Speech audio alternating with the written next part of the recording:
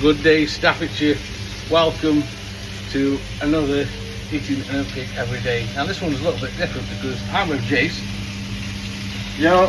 And Jace today is cooking the oatcake for me. What are we having, Jace? We are having bacon and cheese with some black pepper. Black pepper. Starting something now, aren't I? That's it. There you go. Fancy that.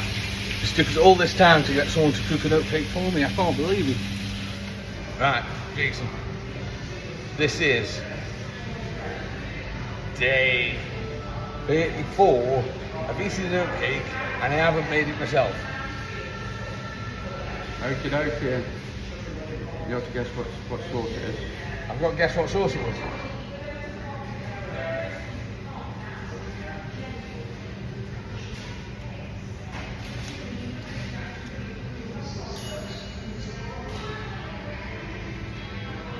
It's barbecue. Barbecue.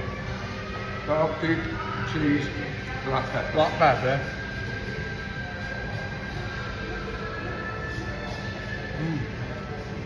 Quite a generous filling in that, isn't it? It is.